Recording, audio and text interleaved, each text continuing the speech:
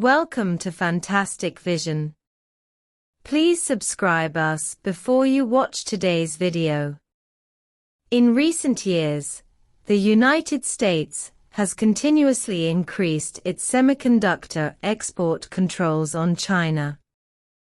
Not only have chip-related companies in mainland China been affected, but also TSMC, Samsung and other wafer manufacturing plants in mainland China have been affected, and they also need permission to purchase equipment. However, after their mediation and communication, they soon obtained a one-year exemption, and before the expiration, they obtained indefinite exemptions.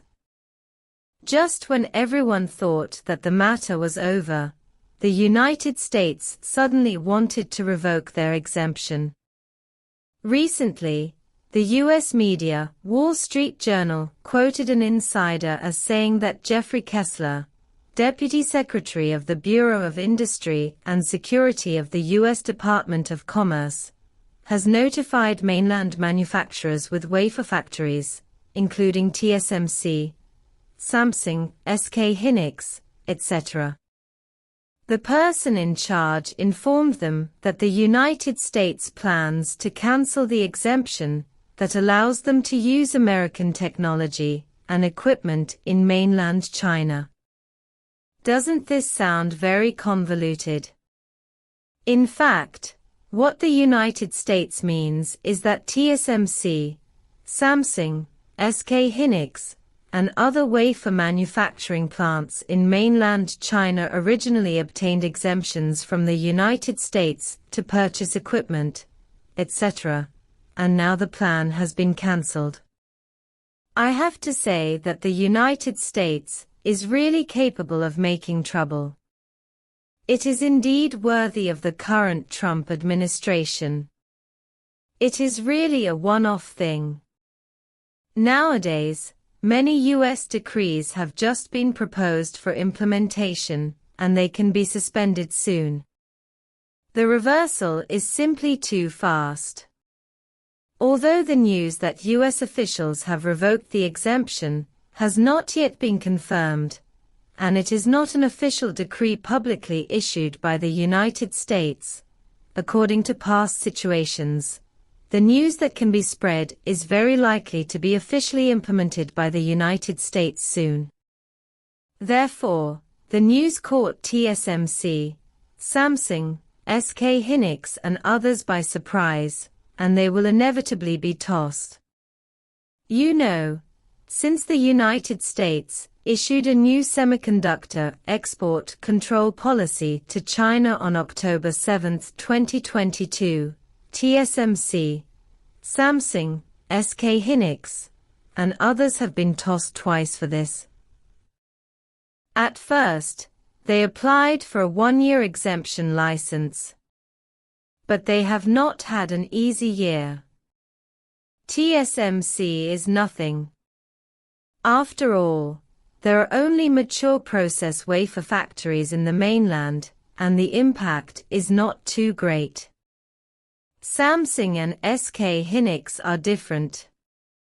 They can build multiple storage wafer factories in the mainland. During the one-year exemption period, they did not dare to make large investments, and were very worried about whether they could continue after the one-year exemption expired.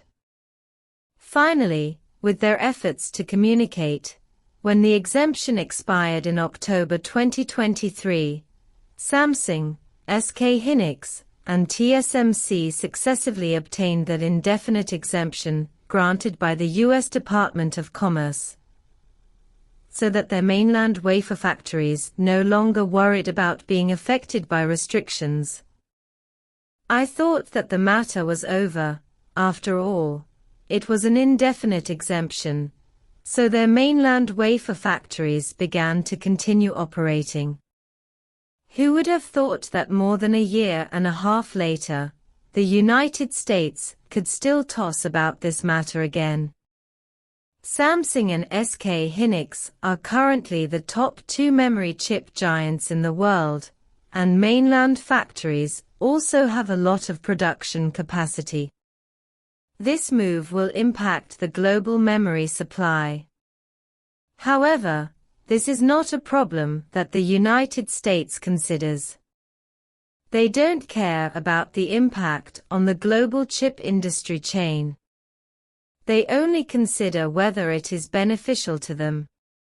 Therefore, the United States once again mentioned the withdrawal of the exemption at this time, and naturally there is a certain purpose. First of all, some people thought whether it was related to China's rare earths. The United States wanted to use this to exchange for China's export license for rare earths. But after careful analysis, it is possible but unlikely, because such bargaining chips are not a threat to China. Although they will have some impact, they are not significant, so it is unlikely that the United States wants to use them in exchange for rare earth licenses. If it is not to increase bargaining chips in negotiations with China, then it can only be the government related to Samsung, SK Hynix, and TSMC. In this way, it is possible that the United States wants to increase its bargaining chips in tariff negotiations with South Korea and Taiwan province of China. Although TSMC's wafer factories in mainland China are mature processes and have small production capacity, they have also contributed a lot of profits to TSMC. For South Korea, it is of great significance, because mainland China is the largest export destination for South Korean chips. About 60% of South Korean chip manufacturers export chips to mainland China, and Samsung and SK Hynix have very important production capacity in mainland China. Therefore, the South Korean government will definitely not sit idly by.